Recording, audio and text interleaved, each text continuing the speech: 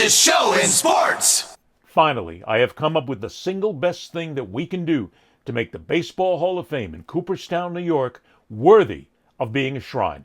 First thing, bring in the bulldozers, tear it down. Knock that sucker down to the ground.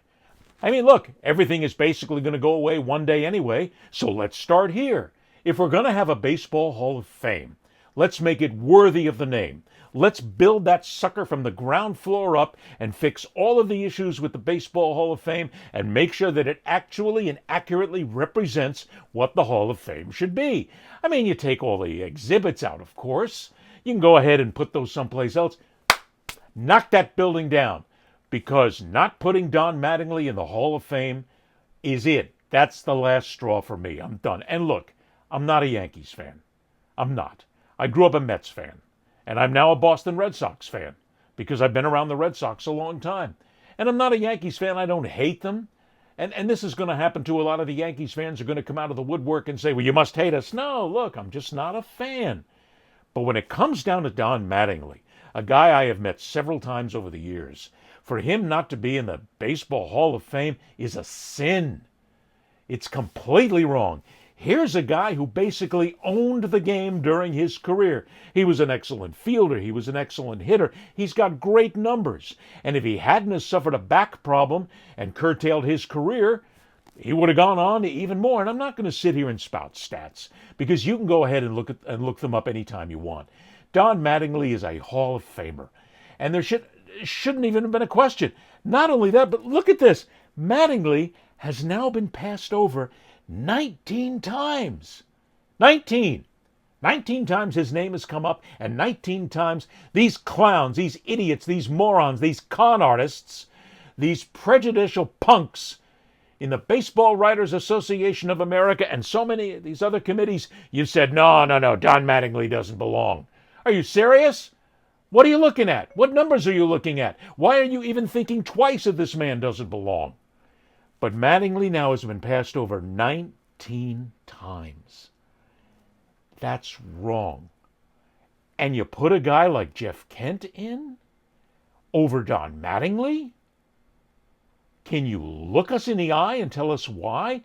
And look, this really doesn't have much to do with Kent himself. Kent was a son of a bitch that most people in the game didn't like. Even his teammates didn't like him. People in baseball didn't like him. He was a hard ass, and he left a lot of bad feelings along the way, but take nothing away from him. He was a good hitter, a good fielder. Sure, he had some numbers. And if you want to make a case for Kent being in the Hall of Fame, okay, I get that. Make the case. But over Mattingly? And Mattingly not being in? This comes down to a couple of things. First of all, let's deal again, as we have many times in the past, with the Baseball Writers Association of America. And I have a lot of friends in the BBWAA. I've got a lot of enemies there because over the years I have taken them to task with the way that they basically sit on their high horse. We're the BBWAA and we control this. Nobody else gets involved. We're the writers, damn it. The broadcasters don't get involved. Anybody else doesn't get involved because we know baseball better. Bullshit. Bullshit. You're all part of this prejudicial property management that goes on right now, because every single time the baseball writers vote on who goes into the Hall of Fame, it is prejudice. It is tainted with prejudice. It is tainted with people who do things that don't make any sense whatsoever, that say, I didn't like this team, I didn't like this guy, he didn't do this, he didn't hit enough here, he didn't knock in enough runs, he failed in the postseason, whatever it is, but you've all got your prejudices. When it's the Baseball Hall of Fame for people who have done things for the game of baseball and deserve to be in the Hall of Fame. Don Mattingly, in. There's not even a question mark. But let's even go back a little bit deeper. If we're going to knock down the Hall of Fame, which I still think is a great idea, let's go ahead and make sure that we focus on the people you put in the Hall of Fame who don't deserve to be there. I mean, you're going to tell me that Don Mattingly, with all he did for the game, and look, part of the reason is, and I've heard this, I've heard it from one voter, that he really wasn't a good manager with the Dodgers and the Marlins. Who gives a spit? His Baseball Hall of Fame credentials are based on what he did as a player. That in and of itself puts him in Cooperstown, without a question. But oh, hey, it's not a big deal whatsoever. We'll go ahead and put Bud Selig in the Hall of Fame. Hey, Bud was a hell of a commissioner. Bud Selig is the guy who sat on his ass with everybody else around him and all the power brokers and all the power base, and he sniffed and looked and didn't say a word while performance-enhancing drugs were driving baseball. You know why? Hey, kids, some of you might not know this because maybe you weren't around at that time. Baseball was struggling. Baseball couldn't bring people in. Ticket sales were down. Television ratings were down. And this was, of course, before we had all the various options to see the games. It wasn't doing so well. So PEDs came in the game. Barry Bonds, Canseco, McGuire, Sosa. I mean, the home run battles lit this sport on fire. And it captivated listeners and viewers for a summertime when everybody was knocking home runs. 20, 30, 40, 50, 60, 70 home runs. It excited the game. It lit the fire. And there sat Bud Selig. Oh, PEDs? I don't know anything about that. No, you better shut up right now. Bud Selig knew about the use of illegal performance-enhancing drugs in baseball. Don't tell me he didn't. And he sat on his backside. He sat there and let it happen. Why? Because ratings were up, ticket sales were up, sponsors were up, excitement was up. People were talking about baseball again. And they were talking about baseball because the rules were being broken every single day by these players and more who were using illegal drugs to enhance their performance, to make them better at what they were, to basically gain them an advantage over everybody else. But Bud Selig goes in the Hall of Fame. Why? Here, I'll give you another one. Gaylord Perry is in the Hall of Fame. You know what Gaylord Perry did? He cheated. Gaylord Perry threw spitballs. He was even proud of it. He was proud of the fact that he lathered up the ball. It's illegal. You are not supposed to throw spitballs. Throwing a spitball is an ejection. It is against the rules of baseball. Yet everybody looked the other way because, hey, Gaylord's over here. He's a nice guy. He's a good old boy from the South. Let's put him in, okay? Hey, spitball's no big deal. Everybody was throwing them at the time. He broke the rules. And you put him in the damn Hall of Fame. He doesn't belong because he did just that. He gained an unfair advantage by cheating.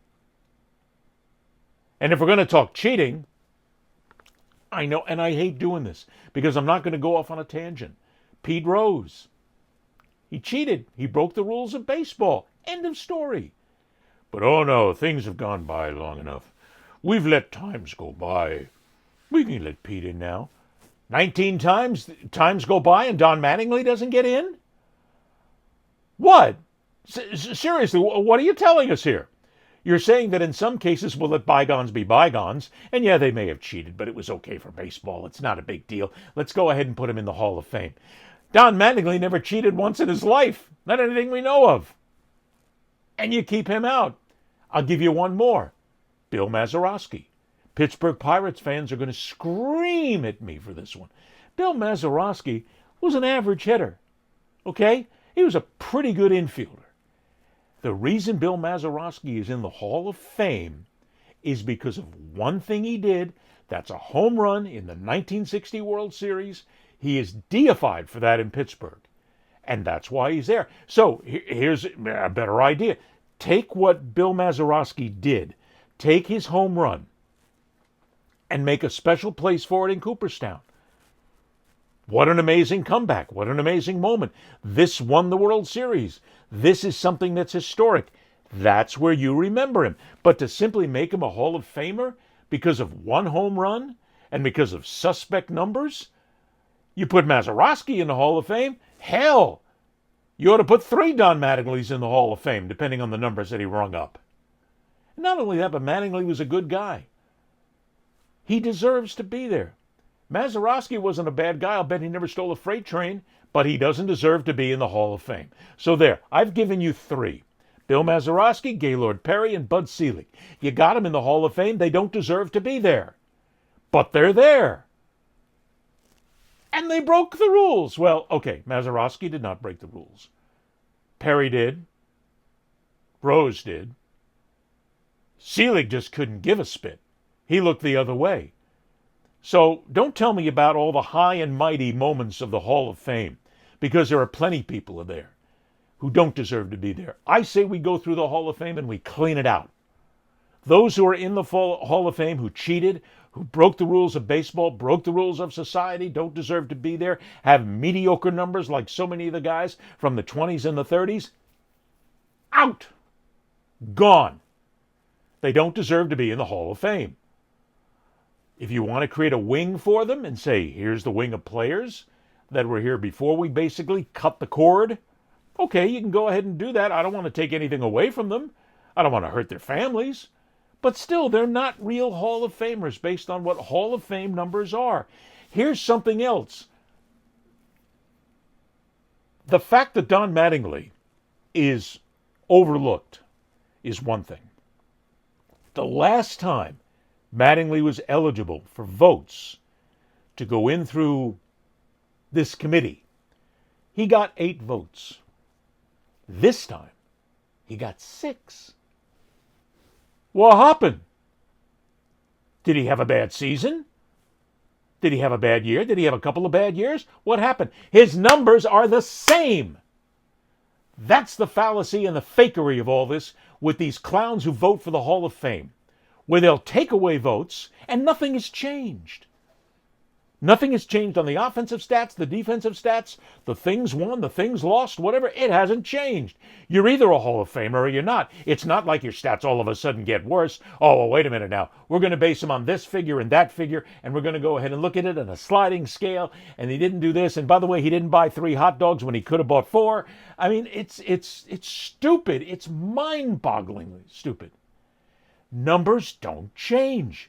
So if numbers don't change, how can you say that a guy didn't deserve to be in, and then he also didn't deserve to be even less in another year? That's bias. That's all that is. That's human frailties of bias and favoritism and prejudice. Because there's a guy sitting there or a gal sitting there in the BBWAA that has a vote saying, you know, I voted for Mattingly last time. I'm not going to vote for him this time. His numbers haven't changed. But I guess something changed. The human being changed. Which is why, if you're going to continue to have human beings in this, broaden the scope. Make them responsible. Stop giving people automatic bids and berths in the BBWAA. Open it up to broadcasters, people who aren't just writers, and give them a shot. Open it up to people who watch and know the game. And take the vote away from some of these people who just don't give a spit about the game. All they care about, and here's the ones that always annoy me, the ones who go ahead and say, here's my Hall of Fame ballot, I'm going to make it obvious this year. Oh yeah, and I voted for Pete Rose. It's supposed to be a secret ballot, but no, you want to go ahead and ballyhoo that you did or you didn't vote for somebody. We don't care. We don't care. Do it based on the merit that the player was involved in. Stop being so filled with these lousy contradictions. Stop making it all about the fact of what we think is going to happen and what might have happened. And stop making it political. We need to clean out the Hall of Fame and get rid of the people who don't belong. And there are plenty. But I'll go ahead and back up a little bit because you're going to say that's impossible to do. Okay. Then let's make a space for them. Matter of fact, if you want to go back to Pete Rose, I've always said Pete Rose is in the Hall of Fame. He's been in the Hall of Fame a long time for other records. He just hasn't been a member of the Hall of Fame as an individual player because he broke the rules. Now, if you want to put Gaylord Perry's numbers in there, you can. If you want to put Bill Mazeroski's home run in there, you can. If you want to take something Bud Selig did, you can. But they don't automatically become members of the Hall of Fame. There are great players in the Hall of Fame. Henry Aaron, Willie Mays, Bob Gibson. Great players. I mean, I just named a few from my era. Here's another one while I'm thinking about it. Why is Dale Murphy not in the Hall of Fame? And again, I'm not going to sit here and spout stats because I could do that all day. You can look up the stats and find them. Dale Murphy should be in the Hall of Fame. I mean, he's there. He's got the numbers. I'll give you another one. Fernando Valenzuela created a moment in the game. Fame is what it says. I'd even like to see Fernando Valenzuela in the Hall of Fame, because when Fernando Mania hit, it captivated baseball for a couple of seasons. I mean, there was nothing quite like it. Every time Fernando pitched, it was a show. And it was a show worth watching. But he's not going to be in the Hall of Fame because he didn't have the body of work. He didn't have the tenure. He didn't have the time. He had some bad seasons. But maybe make a space in the Hall of Fame for Fernando Mania. That's what the game is all about. Let's deal in the PED issue here right now. Anytime a balloting comes up for the Baseball Hall of Fame, there are people who are going to say, I think it's time we let Barry Bonds in. I think it's maybe time we let Sammy Sosa in. Maybe Mark McGwire. Maybe Roger Clemens. Maybe Alex Rodriguez. No! End of story. They don't get in. They broke the rules. Now, the only one you can say is, you can make a point that Clemens is thought to have broken the rules, but the evidence against him is weak. The evidence is outstanding against people like Bonds and Sosa and McGwire and Canseco and some of these others. The evidence is there.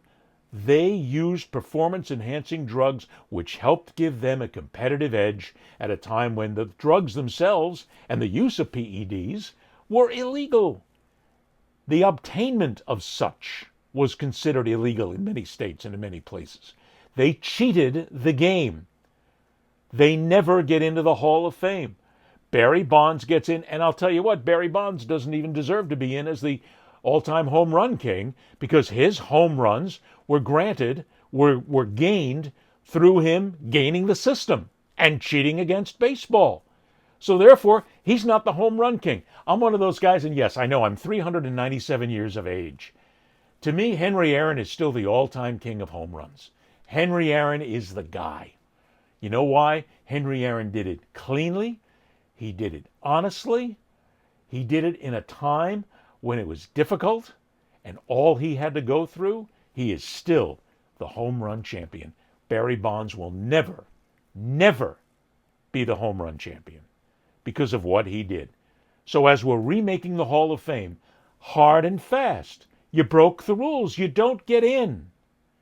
It's not like all of a sudden your stats are going to get better, or we're going to go ahead and let him in. We're going to have a change of heart. No!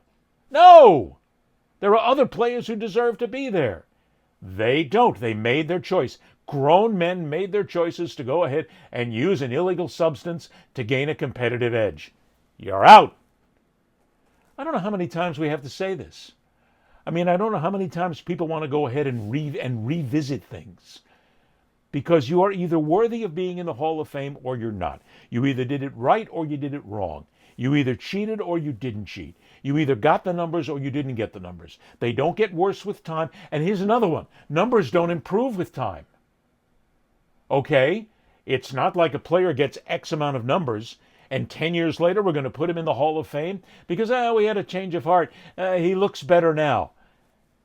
You didn't do it the first time. Maybe all you're doing is righting a wrong, and in that case, I'll give that to you. If you're righting a wrong where a player was basically shuttered out of the Hall of Fame once before and he deserved to be there, and you're righting the wrong, okay, I can see that. Then right the Don Mattingly wrong. He deserves to be there. It's wrong that he has been passed over so many times. And look, this is not going to change the way the world's run. I mean, I'm not talking about something here that's going to socially make things better in the world. This is all just about baseball. And what a man did with his life and his career and gave his life and his career to this game and did it with honor, did it with respect, did it the right way. His numbers didn't get worse. His numbers didn't improve. His numbers are still what they were. But why baseball has to continue this charade of making things better with time astounds me. It's wrong. And the Baseball Hall of Fame, in many ways, is at the core of what is wrong. And Red Berliner, the fastest show in sports.